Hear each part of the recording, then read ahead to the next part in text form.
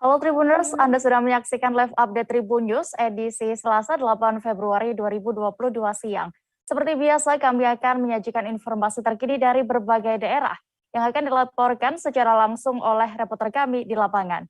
Bersama saya Diamita, inilah live update selengkapnya. Kita menuju kabar pertama Tribuners dari Jawa Tengah. Jenazah 6 korban kecelakaan maut di Imogiri, Bantul, daerah istimewa Yogyakarta dimakamkan dalam satu liang lahat pada Senin 7 Februari 2022 kemarin. Pemakaman dilakukan di TPU Gedong, Dusun Kedung Rejo, Desa Meranggen, Sukoharjo, Jawa Tengah. Suasana rumah duka di Desa Meranggen, Kecamatan Polokarta pun diselimuti duka. Informasi lengkapnya akan disampaikan reporter Tribun Solo, ada Agil Trisetiawan yang kini sudah bergabung bersama kami. Halo rekan Agil. Ya, selamat siang rekan Dea dan Tribuners. Selamat siang rekan Agil, bisa Anda informasikan terkait bagaimana keterangan saksi terkait kronologi kejadian laka maut ini? Ya, sebanyak sekitar 100 orang merupakan karyawan maupun dari keluarga karyawan sebuah perusahaan konveksi PT Asifa yang terletak di Desa Meranggen, Kecamatan Polokarto, Kabupaten Sukoharjo, Jawa Tengah, pada hari Minggu 6 Februari kemarin melakukan wisata ke sejumlah destinasi ke Yogyakarta. Dari keterangan yang kami himpun dari saksi sekaligus karyawan dan yang mengikuti kegiatan pariwisata tersebut, bahwasanya bus berangkat dari Desa Meranggen.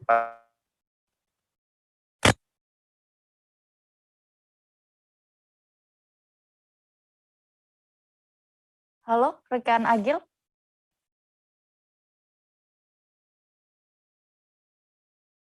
Halo rekan Agil. Perjalanan salah satu bus mengalami gangguan. Dari keterangan saksi, bus sempat berhenti dan penumpang sempat turun. Namun perjalanan kembali dilanjutkan hingga pada perjalanan di kawasan Imogiri, bus mengalami remblong saat di turunan dan sopir membanting setir menabrakkan bus ke buah tebing yang ada di tepi jalan. Akibatnya 13 orang dalam satu bus tersebut meninggal dunia dalam kejadian tersebut. Ya.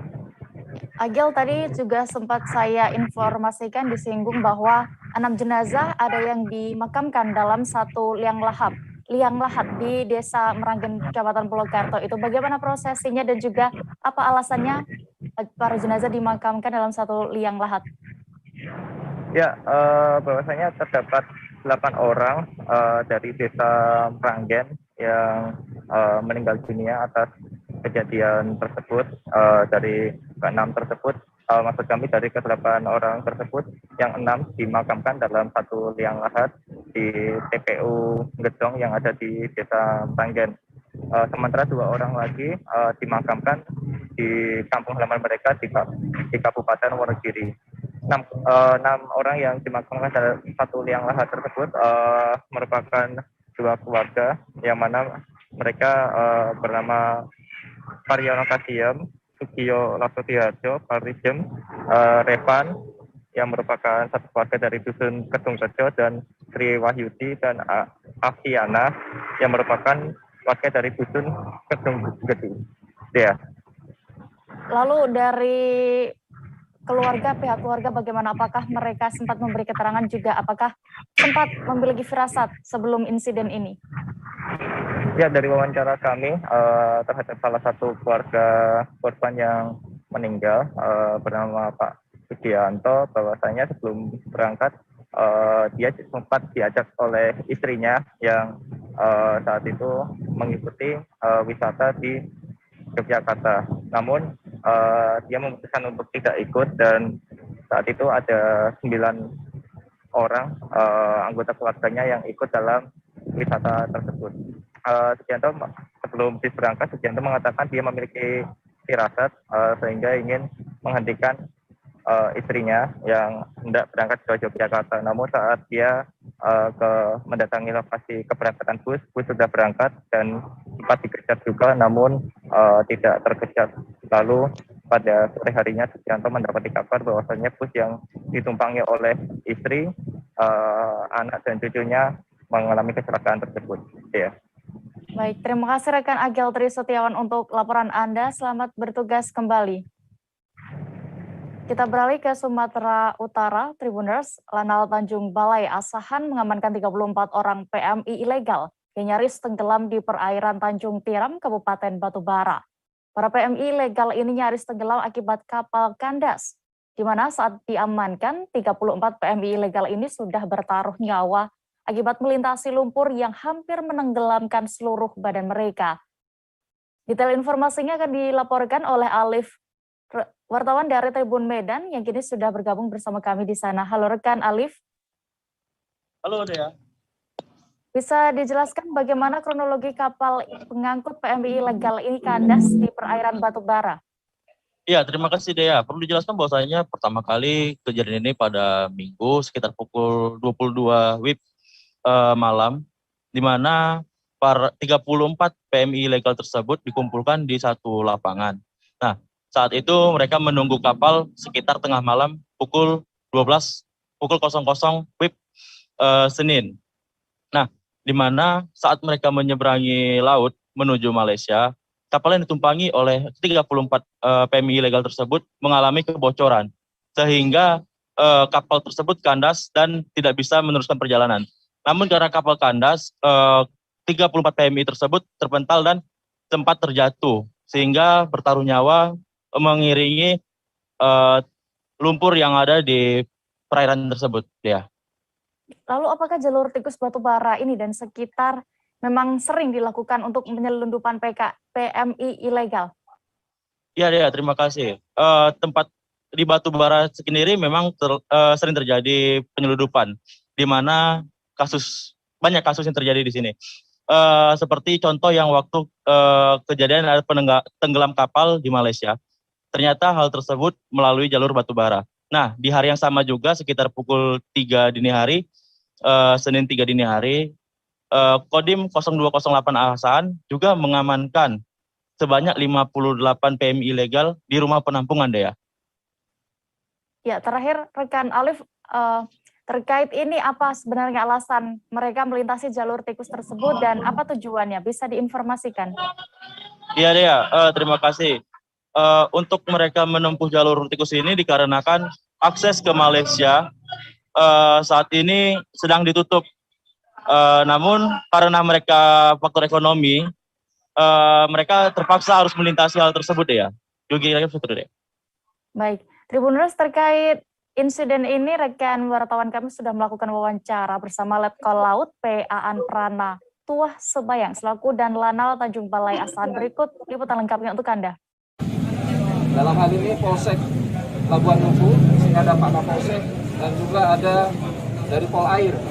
Kemudian ada personil dari Kodim 0208 Asahan yang bersama-sama turun ke lapangan untuk menggagalkan upaya human trafficking.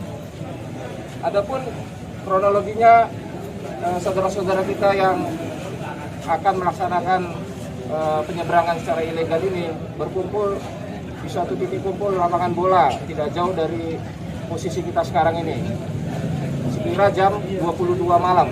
Kemudian mereka pada tengah malam mulai bergerak menuju ke kapal yang sudah sengaja dikandaskan di lepas pantai. Nah, dalam prosesnya ini kapal tersebut ternyata sudah mengalami kebocoran juga, sehingga pada saat mereka menyeberang ke sana, itu pun mereka sudah tidak langsung bisa bergerak karena kapal juga sudah dalam kondisi yang tidak baik. Untungnya berkat kesigapan kita semua, kita bisa menggagalkan, tapi dalam hal ini yang paling utama adalah menyelamatkan nyawa dari saudara-saudara kita ini. Karena apa yang disampaikan Bapak Dandim tadi benar, ini sangat-sangat berbahaya, sudah ilegal kemudian berbahaya. Ini kita masih akan dalami lagi karena mungkin mereka masih shock, jadi kita belum bisa memberikan keterangan yang lebih detail. Tapi nanti pada penyidikan berikutnya di Polres itu akan bisa diungkapkan. Untuk jumlah sendiri berapa? Jumlah keseluruhan adalah 34 dengan rincian 30 ada di Posal Tanjung Tiram, 18 pria, 12 wanita. kemudian ada 4 yang di tempat Bapak Kapolsek, itu 3 wanita, 1 pria, jadi total 34. Nakoda ini dalam proses penyidikan kita asumsi kita belum tahu ini ada atau tidak, tapi nanti mungkin bisa saja senjata mereka, mungkin dia juga lari, kita belum tahu. Kita beralih ke Kalimantan Barat, Tribuners. Kebakaran hutan dan lahan terjadi di kota Singkawang, Kalimantan Barat selama sepekan belakangan ini. Selama sepekan tersebut, Manggala Agni Daop Singkawang bersama warga sekitar terus berjibaku memadamkan api. Diduga lahan kering yang telah lama tidak diguyur hujan menyebabkan api dengan cepat membakar lahan. Bagaimana kondisi terkini di sana akan dilaporkan Rizky Kurnia, jurnalis Tribun Pontianak yang kini sudah bergabung bersama kami. Halo rekan Rizky. Halo rekan dia. Ya, bagaimana untuk situasi kebakaran di lahan tersebut bisa Anda laporkan? Ya, baik dia dan juga Tribuners. Nah, berdasarkan pantauan kami di lapangan pada Senin 7 Februari sore kemarin, kebakaran hutan dan lahan masih terjadi di salah satu lahan di RT 59, RW 09 Dalam, Kelurahan Sedau, Kecamatan Singkawang Selatan, Kota Singkawang, Kalimantan Barat. Nah, dari informasi yang kami peroleh dari warga sekitar, kebakaran lahan tersebut sudah terjadi sejak 1 Februari lalu, artinya sudah sepekan lebih kebakaran lahan tersebut terjadi. Dan siang ini kami baru mendapat informasi terbaru bahwa kebakaran baru berhasil dipadamkan setelah hujan mengguyur kota Singkawang pada dini hari tadi. Namun memang di lokasi kebakaran kemarin, rekan-rekan dari Manggala Agni Daop Singkawang bersama warga terus-menerus berjibaku memadamkan api di lahan yang terbakar tersebut. Nah, informasi yang kami peroleh saat itu, api memang sudah menyebar di beberapa titik, seperti di perkebunan nanas milik warga, kemudian di lahan semak yang tidak terurus, dan juga di titik-titik lainnya. Belum dapat dipastikan berapa luas lahan yang terbakar tersebut, namun menurut penuturan warga setempat sudah lebih dari belasan hektar lahan tersebut yang ikut terbakar dia. Ya, lalu Rizky, apa yang menjadi kendala petugas di lapangan sebenarnya hingga kebakaran ini baru sepekan bisa dipadamkan setelah hujan mengguyur wilayah tersebut? Ya, baik. Memang ada beberapa kendala yang dialami oleh petugas Manggala Agni. Nah, seperti luasnya lahan yang terbakar, kemudian juga banyaknya titik api yang menyebar, serta juga tekstur dari lahan gambut yang kering, karena memang sudah lebih dari sepekan tidak diguyur hujan, sehingga mengakibatkan api sulit untuk dipadamkan. Namun, yang menjadi kendala utama dari rekan-rekan Manggala Agni adalah kurangnya personel untuk memadamkan api, karena jumlah mereka juga sangat terbatas dan hanya warga sekitar yang membantu untuk memadamkan api. Nah, untuk sumber air sendiri dari informasi yang kami dapatkan tidak menjadi persoalan, karena terdapat kolam ataupun sungai di sekitaran lokasi kebakaran yang cukup banyak jumlah airnya, sehingga bisa digunakan untuk keperluan memadamkan api dia. Baik, lalu terakhir Rizky, apakah memang tidak ada bantuan dari instansi lain terkait proses pemadaman kebakaran ini? Ya, kalau dari pantauan kami di lapangan kemarin, kami hanya melihat rekan-rekan dari Manggala Agni saja bersama warga sekitar yang berjibaku memadamkan api. Nah, dari informasi yang kami peroleh dari warga setempat saat kami datang, memang sejak tanggal 1 Februari lalu, saat kebakaran pertama kali terjadi sampai padam pada pagi tadi, mereka hanya dibantu oleh Manggala Agni dalam proses pemadaman api. Jadi tidak ada instansi lain yang berada di lokasi kebakaran untuk memadamkan api tersebut, Dea. Baik, terima kasih rekan Rizky Kurnia untuk laporan Anda dari Pontianak. Selamat bertugas kembali. Ya. Kita beralih ke Aceh, Tribuners. Seorang nelayan diterkam harimau pada Senin 7 Februari 2022 kemarin. Saat itu korban sedang mengurusi kebun sawitnya di Desa Selekat, Kecamatan Bagonang Timur, Kabupaten Aceh Selatan. Beruntung ia bisa berkelit sehingga luput dari serangan lanjut yang bisa saja mengancam jiwanya. Untuk mengetahui lebih detailnya sudah bergabung bersama kami jurnalis Serambi News, ada Taufik Zas yang akan menyampaikan laporan lengkapnya. Halo rekan Taufik.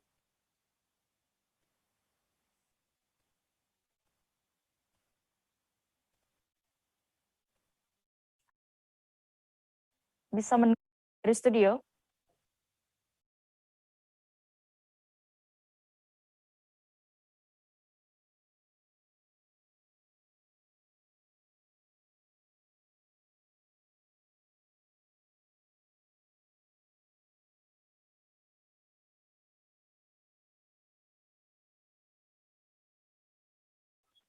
Baik, kami sudah tersambung dengan jurnalis kami dari Serambi News, ada Taufik Zas. Halo rekan Taufik. Ya, Saudara Dea. Rekan Taufik, bisa Anda ceritakan bagaimana kronologi warga desa Selekat yang diterkam harimau Sumatera itu? Ya.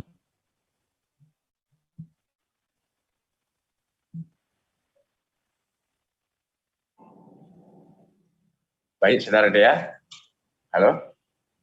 Iya, baik. Halo? Rekan, bisa Anda ceritakan bagaimana kronologi hingga warga desa Selekat ini diterkam harimau Sumatera?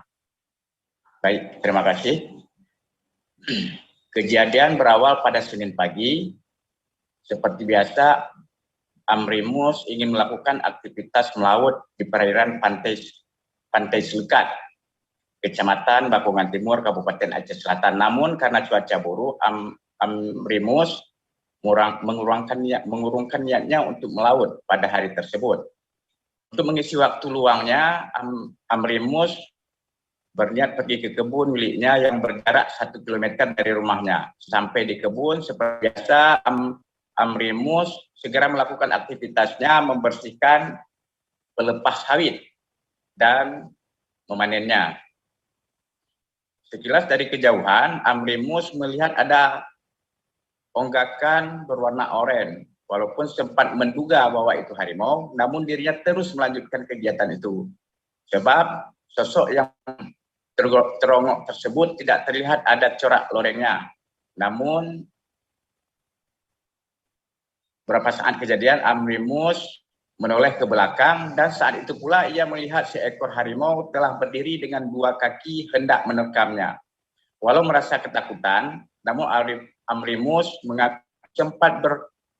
sempat bergumam, "Jika kamu harimau, jangan ganggu saya. Ini tempat saya mencari nafkah," ucapnya.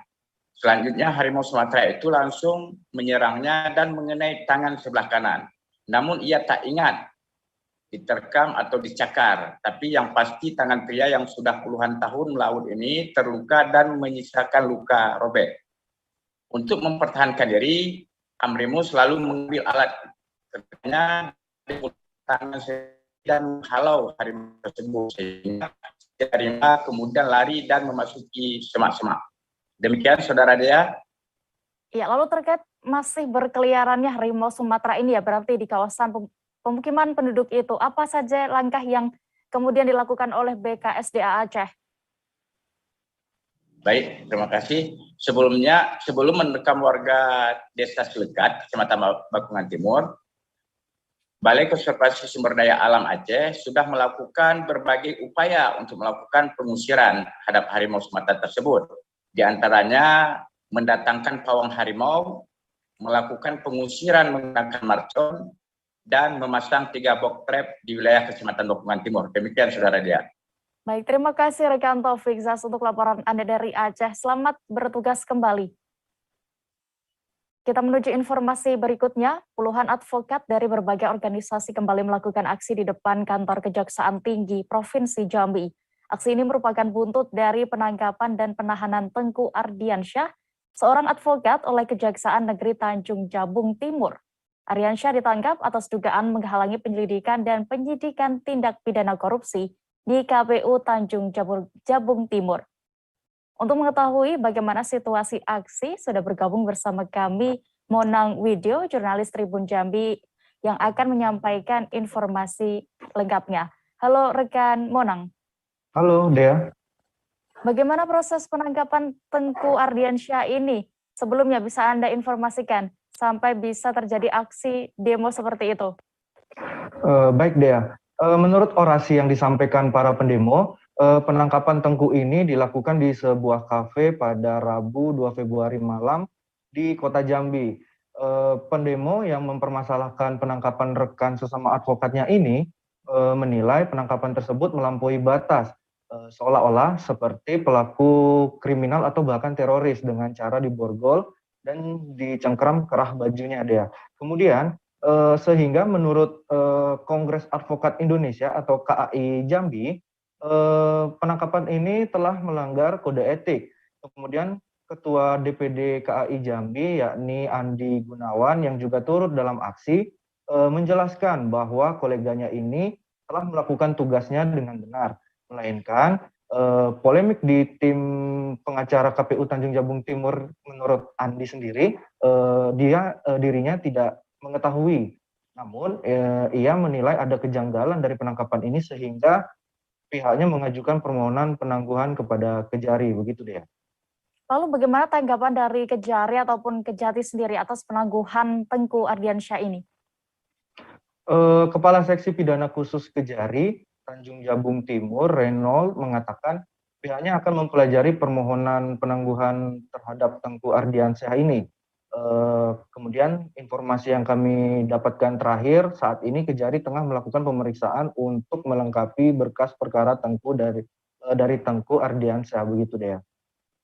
Baik, terakhir rekan Monang, bagaimana untuk status Tengku Ardiansyah saat ini berarti? Untuk status Tengku Ardiansyah sendiri menjadi tersangka untuk saat ini dari Kejari lantaran dianggap telah menghalang-halangi proses penyidikan kejaksaan atas kasus dugaan korupsi. Dalam kasus ini yakni KPU Tanjung Jabung Timur terkait penggunaan dana hibah Pilkada Tanjung Jabung Timur yang bersumber dari APBD. Sebelumnya pada 15 September 2021 pihak Kejari telah memperoleh kerugian negara sebesar 892 juta rupiah. Itu bersumber dari korupsi perjalanan dinas fiktif dan pengadaan ATK, begitu ya. Baik, terima kasih rekan Monang Widyo untuk laporan Anda dari Tanjung Jabung Timur. Selamat bertugas kembali. Perwakilan dari teman-teman ada dari KAI, baik dari pusat, dari provinsi dan dari Kota Jambi. Ada juga dari Pradi, dan juga dari lembaga tadi, Pak Amir. Nah, kenapa kita hanya menerima perwakilan saja? Pertama, sebenarnya kita hanya menerima tadi yang ada penatangan dalam surat permohonan ketika melakukan aksi ke Polres. Nah, itu pun kita tidak semua tadi ada, tapi kita akomodir. Yang kedua, sebenarnya aksi tidak boleh ramai-ramai dengan pembicaraan ini. Saya harapkan teman-teman nanti segera bubar, karena COVID semakin lama semakin naik sekarang, Pak. Jokowi pesta. Sebentar, saya belum selesai. Jokowi pesta nih ya. COVID sudah semakin naik. Aksi ini tidak ada surat tanda terima lapornya, tidak dikeluarkan. Karena kita sudah berhasil dengan teman-teman dari Polres. Kami akan jeda sejenak Tribuners dan kembali dengan informasi pilihan lainnya. Tetaplah di live update Tribun News. Oke, apa kabar Bang Arif di sini untuk strateginya? Kalau saya sendiri di Jumip 37 ini yang semalam baru mulai, saya udah sebenarnya aku nggak ngerasa itu penangkapan atau penggerebegan atau apapun itu. Karena gini loh, posisinya aku kriteria.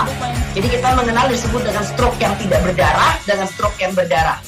Stroke yang tidak berdarah itu biasanya ditandai dengan adanya penyumbatan. Kalau itu terjadi di sini mungkin pikirnya tidak ke situ kali ya. Tapi kalau di Korea atau di Kamboja itu ada beberapa paper yang saya itu Mas, ya, dulunya tukang koran. Oh gitu ya. Tukang koran. Ya, saya baca itu Pak. Tuh kan, pernah baca kan? Ya. Jadi kalau saya jadi pangdam itu udah bersyukur banget. Si anak ini dijadikan sebagai tersangka begitu. Ya, kalau ini kita bicara yang di luar kasus Sebongombo ya. Dengan nama hujan shower, di mana terdapat batas jelas antara daerah hujan dan tidak hujan yang biasanya terjadi pada fase awal mature stage atau tahap berbahaya itu Kang. Jadi mulai artinya terjadinya perlembekan. Nah itu untuk penetrasi akan sulit begitu ya. Dok, saya ini menurut saya memang tidak mudah, bukan urusan tanah diambil. Kalau misalnya Amerika Serikat sekarang, Rasulullah mengatakan dalam sebuah hadis bahwa berpuasa di 6 hari Syawal itu. Kembali di live update kita menuju kabar berikutnya. 2 aparatur sipil negara dan mantan pejabat di Nusa Tenggara Timur menjadi tersangka dugaan tindak pidana korupsi. Mereka diduga terlibat pengelolaan aset pemerintah daerah di Desa Batu Cermin, Kecamatan Komodo, tahun 2012 hingga 2015.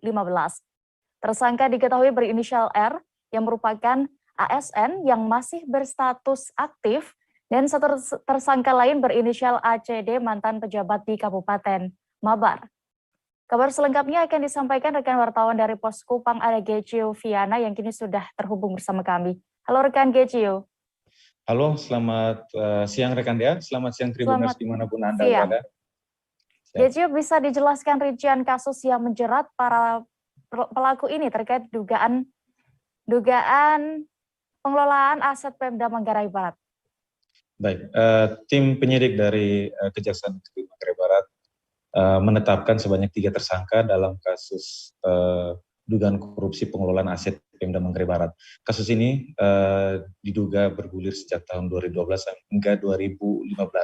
Dan saat itu para 3 tersangka ini, yakni AS, R, dan ACD merupakan ASN dan pejabat publik di Kabupaten Manggarai Barat.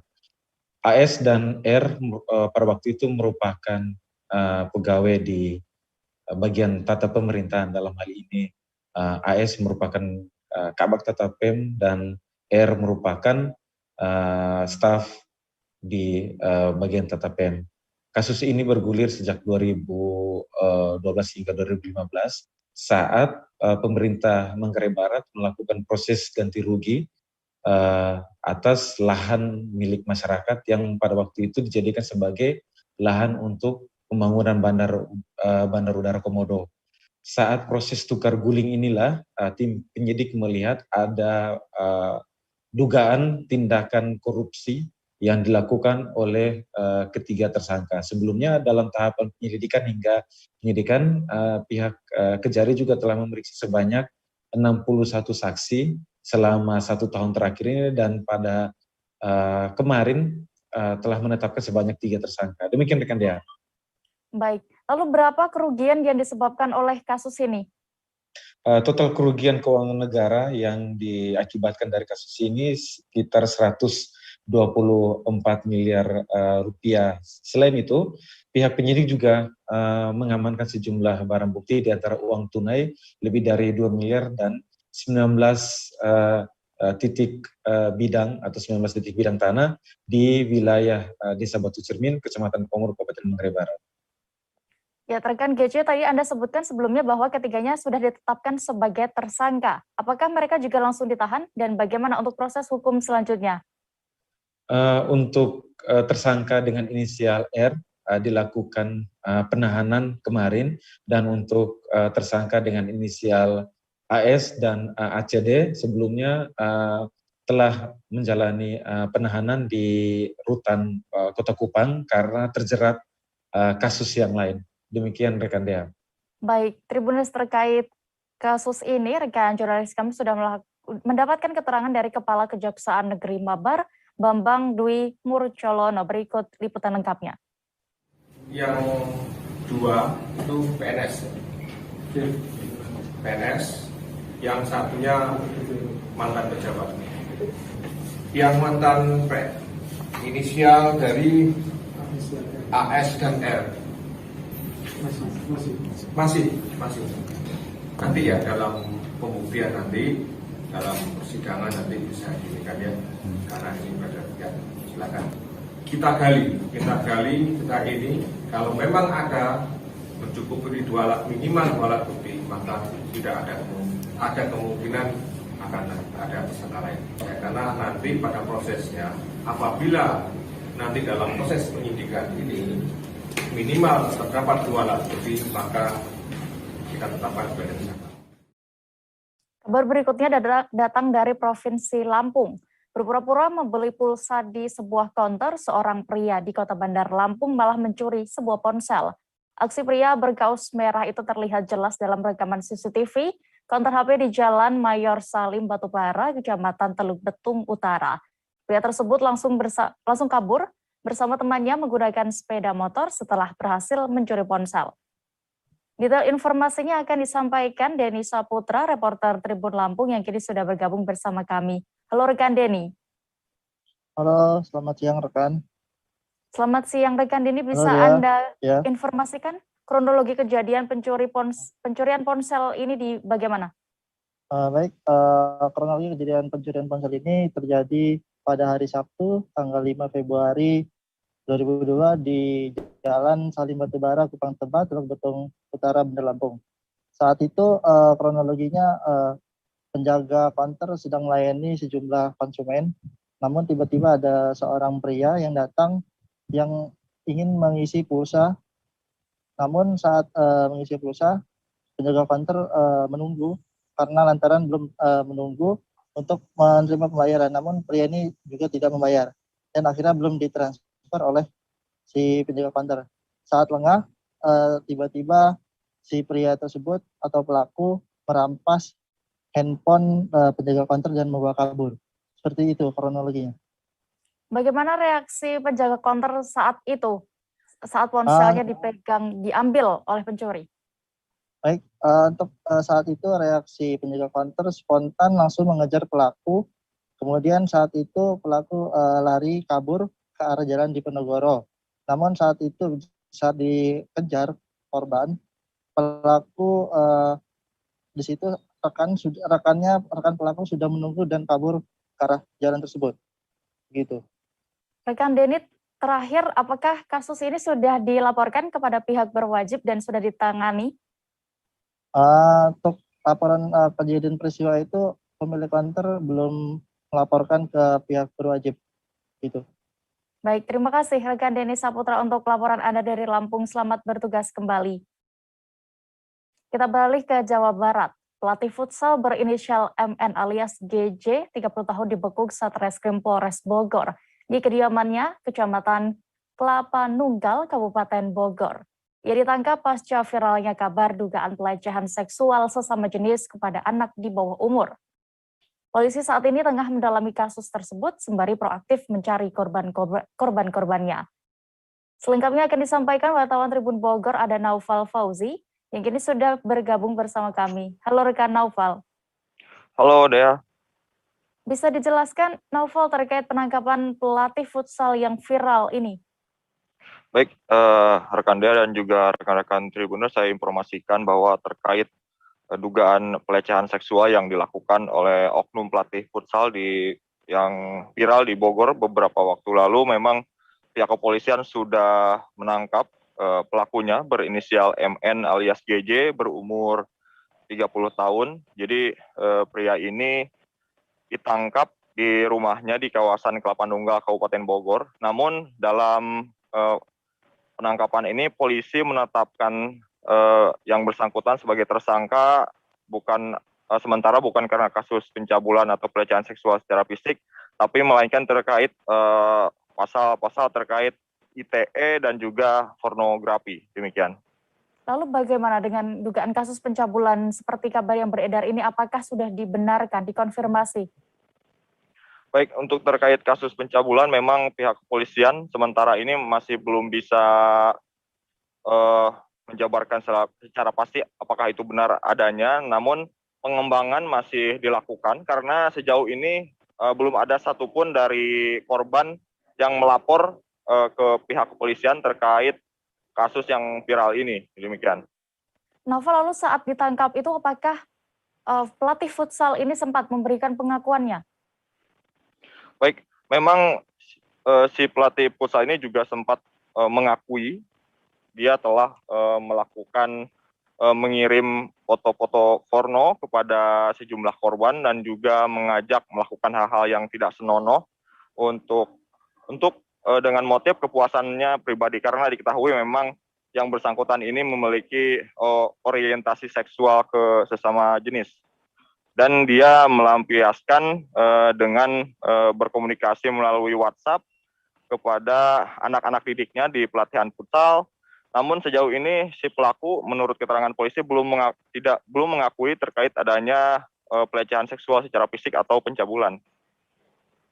Lalu bagaimana keterangan dari pihak kepolisian terkait jumlah korban yang dikabarkan mencapai puluhan orang ini dan kondisi dari pelatih futsal tersebut? Baik, Untuk korban memang sempat dikabarkan dalam cerita yang viral di media sosial jumlahnya mencapai lebih dari 60 orang. Namun sejauh ini dalam penanganan pihak kepolisian, jumlah korban ini yang tercatat di kepolisian masuk ada sebanyak 15 orang. Jadi korban yang 15 orang ini rata-rata berumur 16 tahun, laki-laki semua dan semua ini warga Kabupaten Bogor. 3 diantaranya dari korban ini tercatat menerima konten porno dari pelaku dan sisanya ini mendapatkan ajakan melalui pesan WhatsApp untuk melakukan hal-hal yang tidak senonoh. Dan pihak kepolisian mengaku terkait dugaan pencabulan masih dalam pengembangan dan tidak menutup kemungkinan nantinya jumlah korban akan bertambah jika memang ditemukan ada korban yang melaporkan telah menjadi korban pencabulan dari tersangka tersebut. Baik, terima kasih rekan Naufal Fauzi untuk laporan Anda dari Bogor. Selamat bertugas kembali. Pria bernama Jamaluddin tersangka pencurian handphone mendapatkan restoratif justice dari Kejaksaan Negeri Bangka Barat. Sujud syukur disertai air mata yang berlinang menyertai kebahagiaannya. Kebebasan Jamaluddin melalui restoratif justice ini telah mendapatkan persetujuan dari Jaksa Agung Muda Tindak Pidana Umum Kejaksaan Republik Indonesia. Untuk mengetahui lebih detailnya, reporter kami dari Bangka Pos, Rizky Irianda Palevi akan menyampaikan informasinya. Halo rekan Rizky. Ya, halo rekan Dea. Bagaimana respon Jamaluddin setelah mendapatkan restoratif justice ini dan juga bisa Anda informasikan terkait kasus ini terlebih dahulu? Iya, untuk Jamaluddin sebelumnya mendapatkan restoratif justice karena sempat terjerat kasus tindak pidana pencurian, yakni 1 unit handphone pada Senin 9 Agustus 2021 lalu di area perkebunan sawit Desa Biru Laut, Kabupaten Bangka Barat. Atas tindak pidana tersebut, pihak Kejaksaan Negeri Bangka Barat pun melakukan restoratif justice dikarenakan pihak korban dan tersangka sudah melakukan perdamaian. Dengan adanya restoratif justice yang diterima oleh Jamaluddin juga, Jamaluddin mengakui sangat bersyukur bisa berkumpul dengan keluarga lagi, terlebih karena alasan Jamaluddin mengambil handphone hanya karena untuk pribadi, bukan untuk dijual atau digunakan untuk hal yang lain lagi. Ya. Lalu sebelum kasus Jamaluddin ini, apakah Kejari Bangka Barat sudah pernah menerapkan restoratif justice ini? Berapa kali jika sudah pernah? Ya, dari informasi Kejaksaan Negeri Kabupaten Bangka Barat, untuk jumlah restoratif justice yang disetujui oleh Jaksa Agung Muda Tindak Pidana Umum Kejaksaan Negeri Republik Indonesia sudah terdapat 8 restoratif justice. Namun untuk permohonan dari Kejaksaan Negeri Bangka Barat sendiri sudah ada 9 dan jadi hanya 1 yang tidak diloloskan oleh pihak Jaksa Muda Agung Tindak Pidana Umum Kejaksaan Republik Indonesia. Dari 8 restoratif justice tersebut juga beragam, beberapa kasus seperti saat ini tindak pidana pencurian dan sebelumnya juga tindak pidana laka lantas juga pernah dilakukan restoratif justice. Ya. Lalu apa alasannya Kejari Bangka Barat memberikan restoratif justice kepada tersangka Jamaluddin? Ya, sejumlah pertimbangan seperti halnya Jamaluddin belum pernah melakukan atau belum pernah berurusan dengan hukum sebelumnya. Lalu juga tersangka Jamaluddin baru pertama kali melakukan tindak pidana ini, yaitu pencurian kemarin. Lalu tindak pidananya yang dilakukan diancam tidak lebih dari 5 tahun penjara. Lalu juga pertimbangan lainnya yang merupakan tersangka merupakan tulang punggung keluarga, lalu juga masyarakat yang proaktif terkait dengan proses hukumnya dan juga untuk mencapai keadilan kepastian hukum. Ya. Baik, Tribuners, terkait kasus ini rekan jurnalis kami sudah melakukan wawancara bersama Kejari Bangka Barat dan juga terdakwa dibebaskan. Berikut selengkapnya untuk Anda. Kita ngumpul sama keluarga lagi, kita ramai lagi, jalan kita biasanya. Alasan cuma untuk dari istri aja. Ada sih, ada cuma nonton rusak waktu itu. Oh, ini kedepannya seperti apa Bang setelah mengalami ini? Yang bikin jempol, kita bakal mengambil lagi. tapi tahu ini milik sepupunya yang punya. Hari ini kami sudah melakukan eksekusi terhadap perkara pencurian sebuah handphone yang mana kemudian kita lakukan restoratif justice. Ini adalah ke-8 kalinya kami melakukan RJ di Kejari Bangka Barat. Kalau bermohonnya sudah ada 9. Kasus COVID-19 di Indonesia tengah naik signifikan. Di Banten, kasus baru mencapai 5.000 per hari. Info selengkapnya seusai jeda berikut, tetaplah di live update. Oke, apa kabar Bang Aris di sini untuk strateginya? Kalau saya sendiri di Jumip 37 ini yang semalam baru mulai, saya udah pasti. Sebenarnya aku nggak ngerasain penangkapan atau penggerebegan atau apapun itu. Karena gini loh, posisinya aku kriteria. Jadi kita mengenal disebut dengan stroke yang tidak berdarah dengan stroke yang berdarah. Stroke yang tidak berdarah itu biasanya ditandai dengan adanya penyumbatan. Kalau itu terjadi di sini mungkin pikirnya tidak ke situ kali ya. Tapi kalau di Korea atau di Kamboja itu ada beberapa paper yang saya itu mas, dulunya tukang koran. Oh gitu ya. Tukang koran. Ya, saya baca itu Pak. Tuh kan pernah baca kan? Jadi kalau saya jadi tanggam itu udah bersyukur banget. Si anak ini dijadikan sebagai tersangka begitu. Ya, kalau ini kita bicara yang di luar kasus Sebongombo ya. Dengan nama hujan shower, di mana terdapat batas jelas antara daerah hujan dan tidak hujan yang biasanya terjadi pada fase awal mature stage atau tahap berbahaya itu Kang. Jadi mulai artinya terjadinya perlembekan. Nah itu untuk penetrasi akan sulit begitu ya. Dok, saya ini menurut saya memang tidak mudah, bukan urusan tanah diambil. Kalau misalnya Amerika Serikat sekarang, Rasulullah mengatakan dalam sebuah hadis bahwa berpuasa di 6 hari Syawal itu. Oke, apa kabar Bang Aris di sini untuk strateginya? Kalau saya sendiri di Jumip 37 ini yang semalam baru mulai, saya udah pasti. Sebenarnya aku nggak ngerasain penangkapan atau penggerebegan atau apapun itu. Karena gini loh, posisinya aku kriteria. Jadi kita mengenal disebut dengan stroke yang tidak berdarah dengan stroke yang berdarah. Stroke yang tidak berdarah itu biasanya ditandai dengan adanya penyumbatan. Kalau itu terjadi di sini mungkin pikirnya tidak ke situ kali ya. Tapi kalau di Korea atau di Kamboja itu ada beberapa paper yang saya itu mas, dulunya tukang koran. Oh gitu ya. Tukang koran. Ya, saya baca itu Pak. Tuh kan pernah baca kan? Jadi kalau saya jadi tanggam itu udah bersyukur banget. Si anak ini dijadikan sebagai tersangka begitu. Ya, kalau ini kita bicara yang di luar kasus Sebongombo ya. Dengan nama hujan shower, di mana terdapat batas jelas antara daerah hujan dan tidak hujan yang biasanya terjadi pada fase awal mature stage atau tahap berbahaya itu Kang. Jadi mulai artinya terjadinya perlembekan. Nah itu untuk penetrasi akan sulit. Kembali di live update, kita menuju informasi berikutnya dari Papua. Kebijakan Menteri Perdagangan untuk minyak goreng satu harga masih belum dilaksanakan di level pedagang pasar, salah satunya Pasar Rembu, Kota Sorong, Papua Barat. Pedagang mengaku sebenarnya sudah dibuat penandatanganan kesepakatan dengan pemerintah daerah.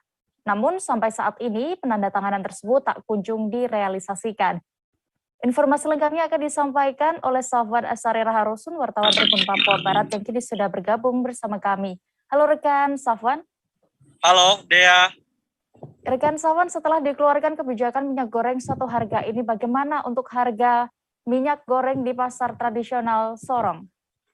Ya, Dea dan juga Tribuners dimanapun Anda berada, hari ini dapat saya kabarkan dari Kota Sorong, Papua Barat bahwa terkait dengan kebijakan pemerintah pusat untuk menyelaraskan harga minyak goreng di seluruh Indonesia, khususnya untuk pasar tradisional di seluruh Indonesia serentak pada tanggal 25 kemarin. Namun hingga saat ini pasar tradisional khususnya untuk Kota Sorong sampai saat ini belum selaras dengan kebijakan pemerintah pusat, yang mana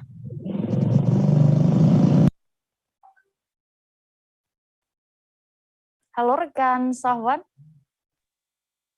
Halo rekan Dea. Baik, silakan dilanjutkan.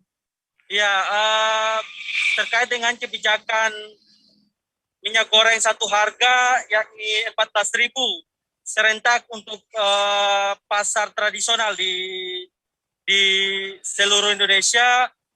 Sampai saat ini di Kota Sorong sendiri belum dilaksanakan minyak goreng satu harga tersebut. Sebab sampai saat ini belum ada kesepakatan secara resmi oleh pemerintah daerah dengan pedagang di pasar tradisional tersebut. Ya. Baik, Safwan, lalu di kisaran berapa saat ini harga minyak goreng di Kota Sorong? Dan kenapa pedagang belum mau menurunkan juga harga minyak tersebut? Ya, sampai saat ini harga minyak goreng di pasar tradisional yang ada di Kota Sorong, khususnya untuk pasar Remu Kota Sorong sendiri, masih berada di kisaran 22.000 per liternya.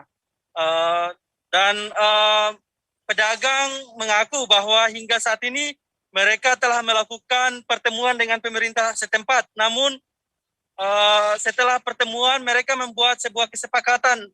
Hanya saja hingga saat ini tidak ada tindak lanjut terkait dengan ganti rugi dan lain-lain, sehingga mereka belum sempat menurunkan harga minyak goreng di pasar, khususnya untuk turun menjadi 14.000 begitu. Bagaimana tanggapan pemerintah sejauh ini terkait hal tersebut? Ya, sampai saat ini pemerintah masih berupaya untuk menyelaraskan harga minyak goreng di pasar, khususnya untuk wilayah Papua Barat. Dan tempat saya mewawancarai Kepala Dinas Perdagangan, dan beliau menyampaikan bahwa hingga saat ini memang Kota Sorong dan seluruh daerah di Papua Barat belum menurunkan harga minyak goreng di seluruh pasar tradisional begitu. Ya. Baik, Tribuners, terkait ini rekan Safwan sudah melakukan wawancara bersama salah satu pedagang di Pasar Remu Sorong, Muhammad Singgih Irawana. Berikut keterangannya. Ya kalau mau dibilang siap karena kita juga kan kalau jual barang mahal kan setengah mati. Banyak yang pergi lewat. Kalau harganya bisa murah ya kita juga senang. Satunya itu kita hanya dikasih tunjuk surat, tanda tangan, setelah itu nggak ada kepastian, nggak ada macam misalkan kayak ganti rugi nota-nota yang sebelumnya. Mungkin kalau itu bisa kayak di ganti ruginya tuh ada, mungkin kita bisa kasih turun juga. Bisa turun ya? Sepertinya harus kayak gitu, ada kepastian biar kita bisa kasih turun per liter. Kalau untuk di pasar sendiri sih sudah beda-beda. Ada yang sudah mungkin harga yang baru ini kan kalau mereka beli kan sudah harga normal. Mungkin ada yang jual sudah ada yang jual 14.000. Tapi banyak juga yang masih jual bertahan dengan jual yang harga naik. 20.000 ya? Iya, masih 22.000 itu. 22.000 ya? Iya. Itu untuk 1 liter 22.000. 1 liter ya? Pokoknya 1 liter, maupun Cimas, Emart atau Bimoli. 22.000. 1 liter ya. Siap. Belum dapat kepastian, jadi kita belum bisa kasih turun harga minyaknya. Kabupaten Tanah Tidung, Kalimantan Utara menjadi salah satu daerah yang menerima predikat kepatuhan tinggi standar pelayanan publik dari Ombudsman Republik Indonesia. Di Pemkab Tidung sendiri, terdapat 3 organisasi perangkat daerah atau OPD yang meraih predikat kepatuhan tinggi standar pelayanan publik. Penganugerahan predikat kepatuhan standar pelayanan publik ini juga diserahkan langsung oleh Ombudsman RI perwakilan Kalimantan Utara di Pendopo Japarudin Tanah Tidung. Saat ini kami sudah tersambung dengan rekan Risnawati, jurnalis Tribun Kaltara yang akan memberikan info lengkapnya. Halo rekan Risna. Halo Dea.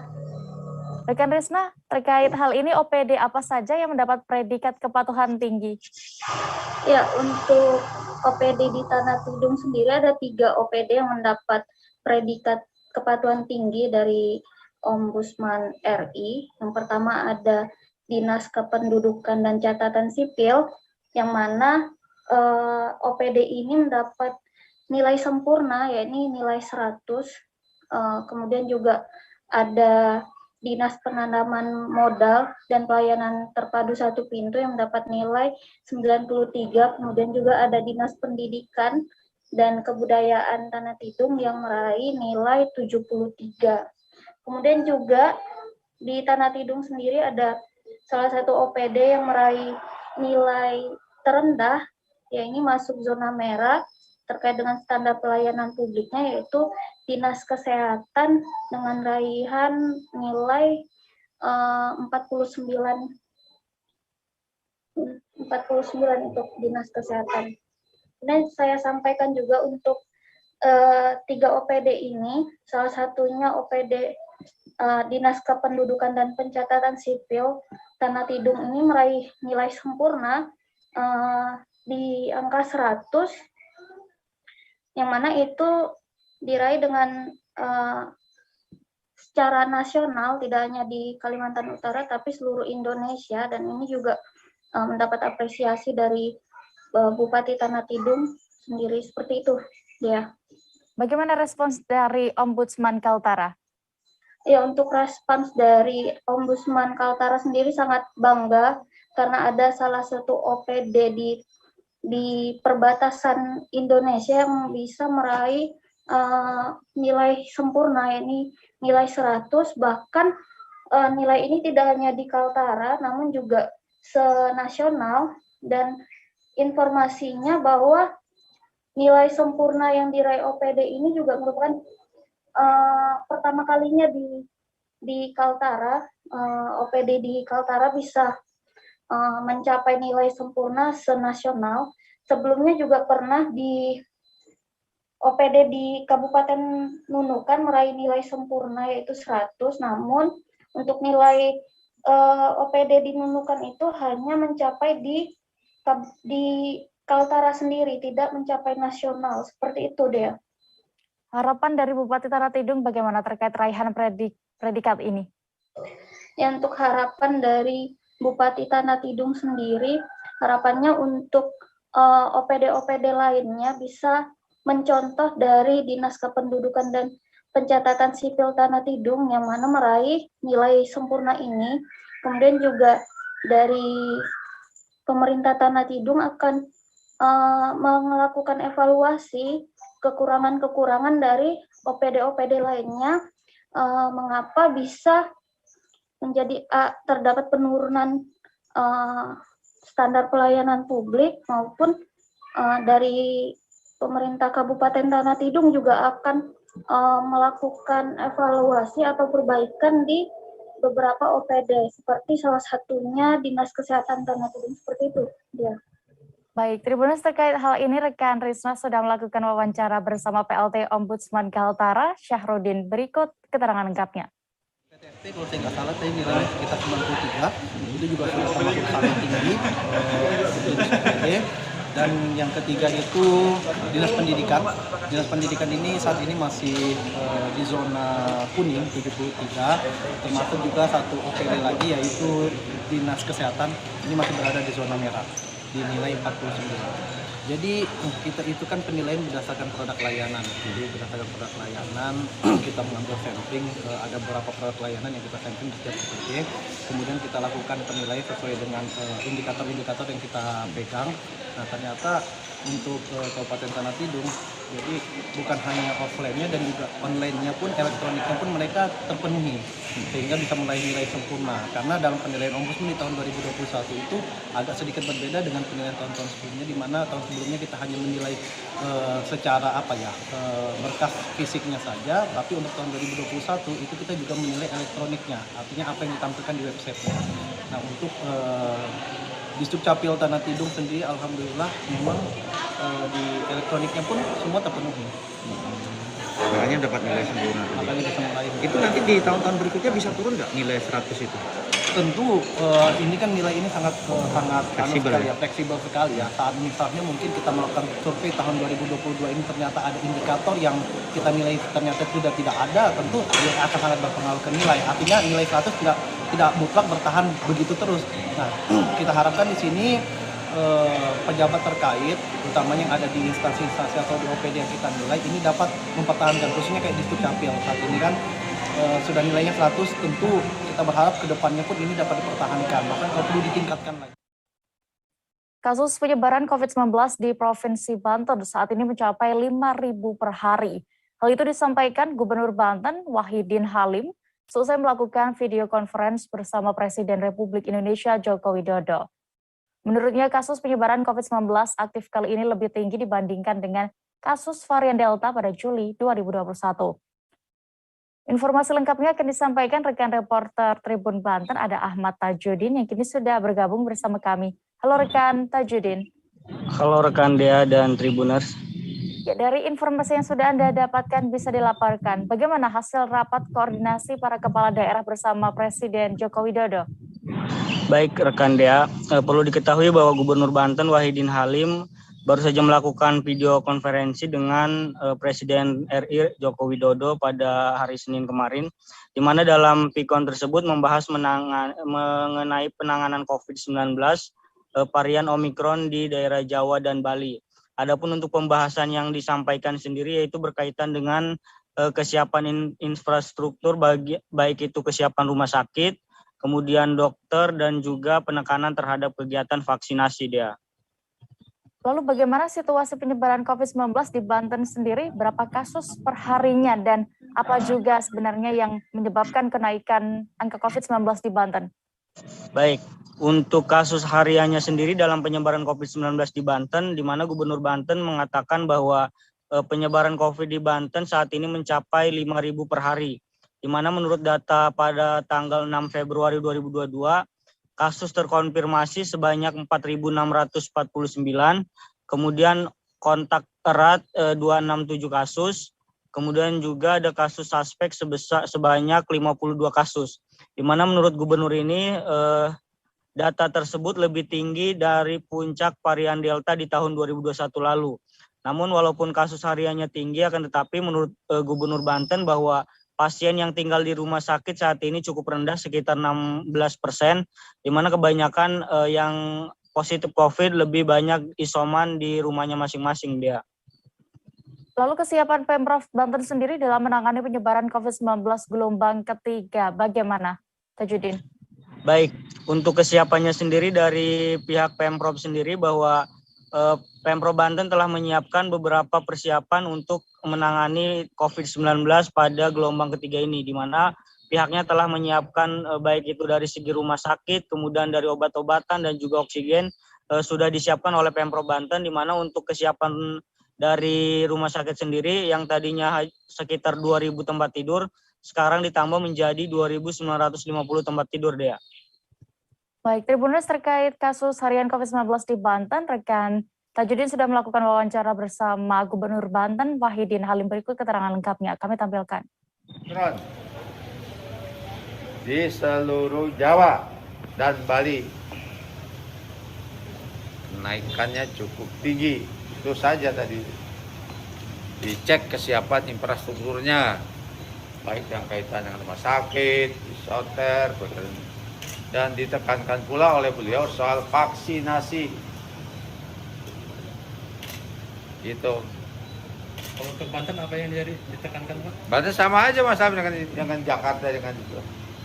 Banten kan 5.000-an kasus per hari. Tapi memang hospitalisasinya yang tinggal di rumah sakit rendah. Ya kalau dari kasus aktif lebih tinggi ini dibandingkan dengan Delta pada bulan Juli tahun 2021. Cuma tingkat hunian rumah sakit atau okupasi hospitalisasi lah yang dirawat rendah, cuma 16%. Pak, tadi juga disinggung sama terkait infrastruktur untuk kesiapan antisipasi. Nah, untuk di Banten sendiri bagaimana? Sudah siap, oksigen udah siap, obat siap, rumah sakitnya juga dari 2.000 tempat tidur sekarang tambah 2.950 tempat tidur. Ya mudah-mudahan kesiapan ini nanti jangan datang virus. Siapa kalau datang virus ya dibandingkan Delta paling sekarang udah lebih baik.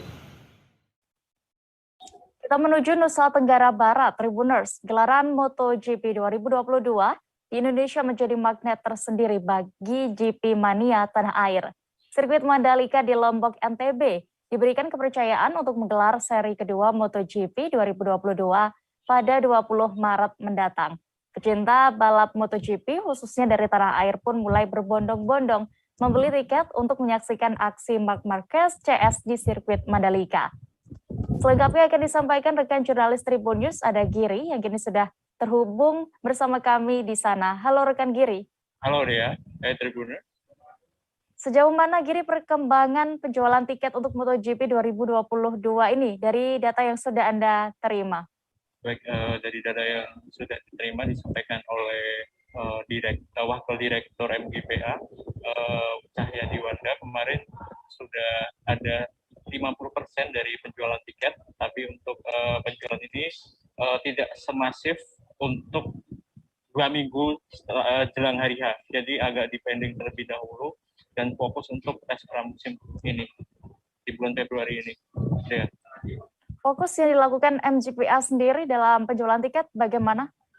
Baik, untuk yang ditekankan terlebih dahulu adalah untuk penonton dalam negeri ya, yang pasti. Kemudian kabarnya maksimal untuk penonton adalah 800 orang, sedangkan lebih dominan kepada tamu undangan meliputi menteri, sponsor, dan partner dari MGPA sendiri. Ya, terakhir rekan Giri, sejauh ini provinsi mana yang paling banyak animonya dalam pembelian tiket? Baik, sejauh ini dari Cahya Diwanda mengabarkan bahwa ada 4 provinsi, ada Jawa Barat, kemudian ada DKI Jakarta, Banten, dan Jawa Timur. Baik, Tribuners, terkait hal ini rekan jurnalis kami sudah melakukan wawancara bersama Wakil Direktur Mandalika Grand Prix Association, Cahya Diwanda. Selengkapnya. Nggak semuanya akan datang dari sini ya, akan ada juga dari masyarakat Lombok. Saya berharap sih masyarakat Lombok bisa meramaikan ini dan bisa memenuhi target itu. Tapi kalau saya, yang penting penonton merasakan experience yang beda dan super baik. Itu dulu kalau saya. Karena kan di Grand Prix sendiri kapasitasnya naikkan ya. Itu kan ada general admission. Kita akan fokus dulu yang di Grand Prix tadi. Nah, Grand Prix sendiri ya kapasitasnya hanya 50.000.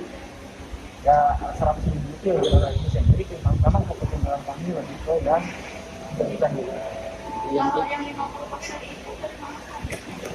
Oke, nih menarik. Pembeli paling banyak itu Jawa Barat, DKI Jakarta, Banten, Jawa Timur. Itu 4 besar. Yang seperti kita tadi? Oh, enggak, menyeluruh. Menyeluruh data yang kami terima itu 4 bagian dari provinsi yang memimpin penjualan tiket. Dari luar negeri, kita memang belum fokus ke luar negeri ya. Kita memang fokus ke domestik dulu. Tapi ada ya dari luar negeri. Kita belum terima datanya. Data yang kita terima dari partner penjual tiket lebih ke domestik. Mungkin dari secara demografi wilayah itu memang pecinta berat MotoGP ya. Kalau yang kita lihat, karena penjualannya paling cepat di sana. Awalnya Jawa Timur tuh nomor 1, lama-lama disusul oleh Jawa Barat. Karena memang momentum pre-season ini membuat orang, wah, lihat sirkuit kita akan dites, mereka beneran datang ke sini. Memang kan di dalam berjualan tiket, peak penjualan itu biasanya adalah 2 minggu sebelum event. Selalu kan. Jadi kita juga, kenapa kita belum push promosinya besar-besaran, memang kita menunggu momentumnya. Momentum berjualan tiket memang kita strateginya nanti di bulan Februari pertengahan setelah pre-season, di sana promosi kita akan besar-besaran dan akhirnya menuju ke event, momentum peak-nya akan sesuai dengan target. Tribuners, kami akan jeda lagi sejenak, tetaplah di live update. Oke, apa kabar Bang Arif di sini untuk strateginya? Kalau saya sendiri di Jumip 37 ini yang semalam baru mulai, saya udah pas. Sebenarnya aku nggak ngerasa itu penangkapan atau penggerebegan atau apapun itu. Karena gitu, posisinya aku kriteria. Jadi kita mengenal disebut dengan stroke yang tidak berdarah dengan stroke yang berdarah. Stroke yang tidak berdarah itu biasanya ditandai dengan adanya penyumbatan. Kalau itu terjadi di sini mungkin pikirnya tidak ke situ kali ya, tapi kalau di Korea atau di Kamboja itu ada beberapa paper yang saya itu mas, ya dulunya tukang koran. Oh gitu ya. Tukang koran. Ya, saya baca itu Pak. Tuh kan pernah baca kan? Ya. Jadi kalau saya jadi pangdam itu udah bersyukur banget. Si anak ini dijadikan sebagai tersangka begitu. Ya, kalau ini kita bicara yang di luar kasus Sebongombo ya. Dengan nama hujan shower, di mana terdapat batas jelas antara daerah hujan dan tidak hujan yang biasanya terjadi pada fase awal mature stage atau tahap berbahaya itu Kang. Jadi mulai artinya terjadinya perlembekan. Nah itu untuk penetrasi akan sulit gitu ya. Dok, saya ini menurut saya memang tidak mudah, bukan urusan tanah diambil. Kalau misalnya Amerika Serikat sekarang, Rasulullah mengatakan dalam sebuah hadis bahwa berpuasa di 6 hari Syawal itu. Oke, apa kabar Bang Arifki di sini untuk strateginya? Kalau saya sendiri di Jumip 37 ini yang semalam baru mulai, saya udah pas. Sebenarnya aku nggak ngerasain penangkapan atau penggerebegan atau apapun itu. Karena gini loh, posisinya aku kriteria. Jadi kita mengenal disebut dengan stroke yang tidak berdarah dengan stroke yang berdarah.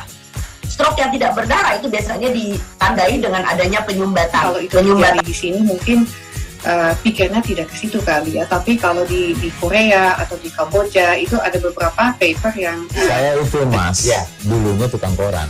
Oh gitu ya. Tukang koran. Ya, saya baca itu Pak. Tuh kan, pernah baca kan? Ya. Jadi kalau saya jadi pangdam, itu udah bersyukur banget. Si anak ini dijadikan sebagai tersangka begitu.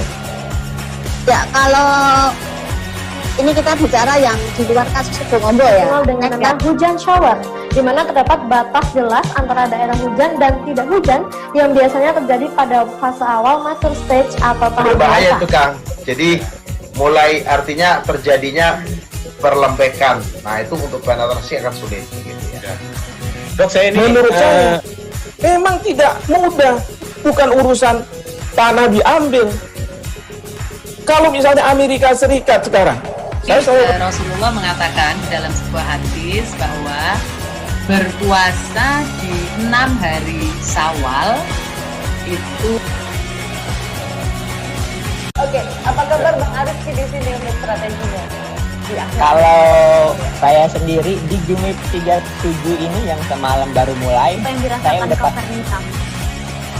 Sebenarnya aku nggak ngerasain penangkapan atau penggerebegan atau apapun itu. Karena gini loh, posisinya aku kriteria. Jadi kita mengenal disebut dengan stroke yang tidak berdarah dengan stroke yang berdarah. Stroke yang tidak berdarah itu biasanya ditandai dengan adanya penyumbatan. Kalau itu terjadi di sini mungkin pikirnya tidak ke situ kali ya. Tapi kalau di Korea atau di Kamboja itu ada beberapa paper yang Saya itu Mas, Ya. dulunya tukang koran. Oh gitu ya. Tukang koran. Ya, saya baca itu Pak. Tuh kan, pernah baca kan? Ya. Jadi kalau saya jadi pangdam, itu udah bersyukur banget. Si anak ini dijadikan sebagai tersangka begitu. Ya, kalau Terima kasih Anda masih setia menyaksikan live update Tribun News. Kita menuju informasi berikutnya. Semifinal Suratin Cup digelar di Stadion Kelabat Manado pada Senin 7 Februari 2022 kemarin. Pertandingan antara PS Minahasa Utara melawan Bolsel FC berlangsung sengit dari awal pertandingan. Sempat terus menekan di awal babak, PS Minut akhirnya harus takluk dari Bolsel FC dengan skor 1-0. Laporan lengkapnya akan disampaikan rekan Arthur Rompis, jurnalis Tribun Manado yang kini sudah bergabung bersama kami. Halo rekan Arthur. Ya, selamat sore Dia dan Tribuners. Selamat sore rekan Arthur. Bagaimana jalannya pertandingan bisa Anda laporkan saat itu? Ya, kemarin berlangsung pertandingan semifinal Suratin Cup U13 antara PSMU Minahasa Utara melawan Bolsel FC. Jadi jalannya pertandingan lumayan seru karena diwarnai dengan saling jual beli serangan. Namun agaknya Dewi Fortuna masih lebih memihak ke Bolsel FC. Itu terbukti dengan gol yang diceploskan pada babak pertama yang berawal dari scrimmage di depan gawang yang bisa dimanfaatkan oleh penyerang dari Bolsel FC menjadi gol. Jadi ini adalah pertandingan semifinal dan dengan demikian Bolsel FC masuk ke babak final nanti dan akan melawan PS Manado yang juga menang di pertandingan babak semifinal. Demikian Dea. Ya, rekan Arthur, kami mendapatkan kabar bahwa Firman Utina kemarin juga turut menonton pertandingan ini. Bisa Anda informasikan? Ya, memang benar Firman Utina, pesepak bola nasional mantan gelandang tim PSSI yang merupakan pemain memang binaan dari Manado, juga turut terlihat turut menonton pertandingan tersebut. Dan memang Firman Utina ini sangat peduli dengan perkembangan persepak bolaan di Kota Manado, terutama bibit-bibit muda. Jadi di Piala Suratin ini memang tujuannya adalah untuk menyaring bibit-bibit muda, pemain muda yang bisa diorbitkan lebih lanjut, dibina dengan tujuan akhir agar supaya mereka nantinya bisa memperkuat tim nasional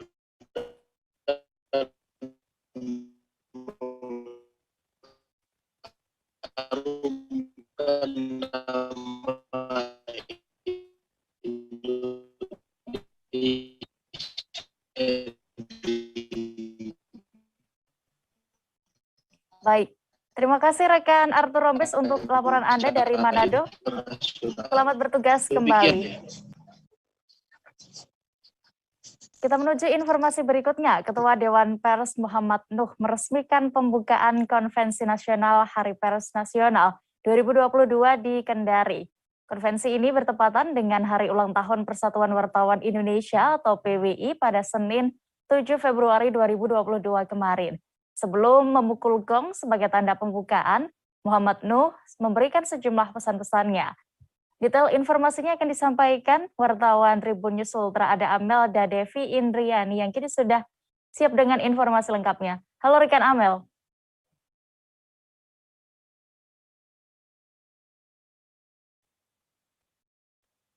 Halo rekan Amel.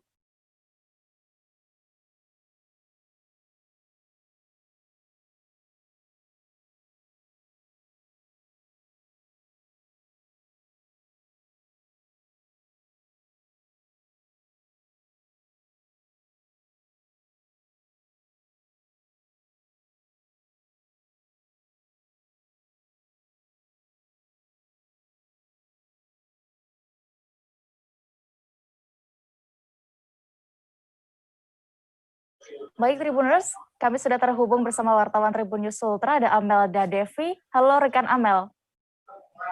Ya, halo Dea. Rekan Amel, bagaimana suasana pembukaan Konvensi Nasional Media Massa ini sebagai rangkaian HPN 2022 di Kota Kendari, Sulawesi Tenggara? Bisa Anda informasikan? Ya, baik. Terima kasih Dea. Jadi kegiatan Konvensi Nasional Media ini merupakan rangkaian Hari Pers Nasional 2022 di Kota Kendari, Sulawesi Tenggara. Ya, jadi kegiatan Konvensi Media Nasional ini berlangsung di Hotel Claro Kendari pada kemarin Senin 7 Februari 2022. Ya, pelaksanaan pembukaan ini berlangsung secara hybrid. Secara online dihadiri di Hotel Claro sendiri dan hybrid melalui Zoom. Ya, untuk suasananya sendiri kemarin terlihat antusias pers sendiri, mulai dari seluruh Indonesia yang sempat hadir ke lokasi langsung, juga ada beberapa masyarakat umum yang juga menyempatkan hadir di pembukaan konvensi kemarin. Ya, pada saat pembukaan kemarin sempat asisten satu profesor memberikan sambutannya menyambut kehadiran para tamu HPN 2022 dan kegiatan konvensi kemarin dibuka langsung oleh Dewan Pers yakni Muhammad Nuh. Seperti itu dia. Dari pantauan Anda Amel, apa yang menjadi pesan Dewan Pers yang sudah disampaikan kemarin? Ya, baik. Jadi Dewan Pers sendiri menyampaikan dan mengingatkan kepada para insan media, utamanya saat ini di tengah berkembangnya banyaknya hadir platform digital, sehingga ia mengingatkan agar insan media juga masuk ke wilayah cyberspace, karena selama ini kita sudah mengemban wilayah di physical space. Ya,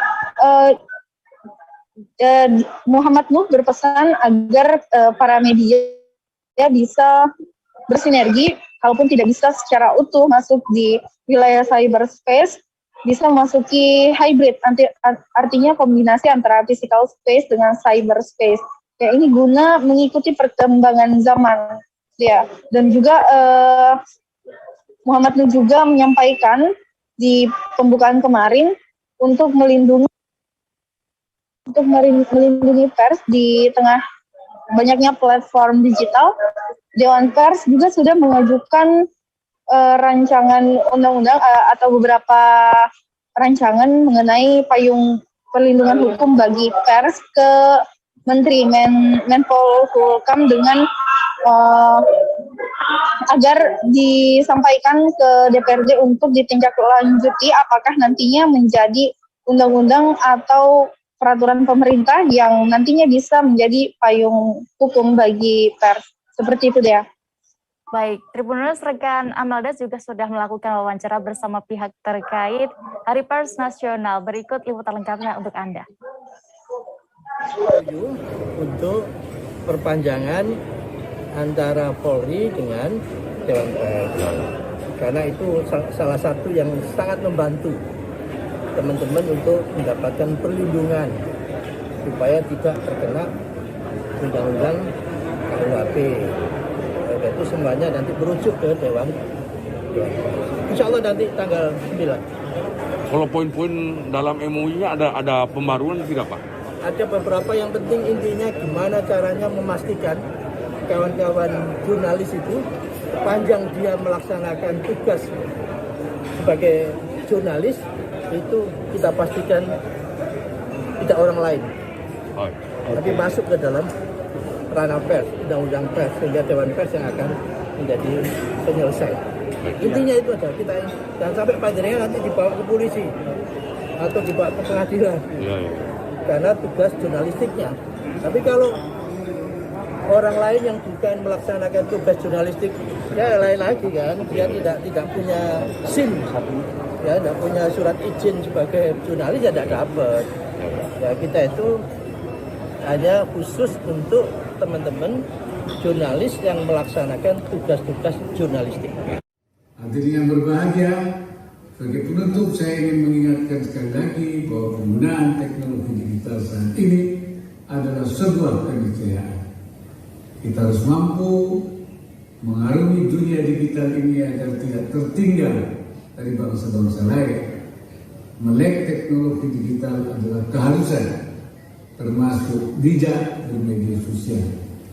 Media massa harus membantu menyediakan konten-konten mendidik untuk tujuan tersebut.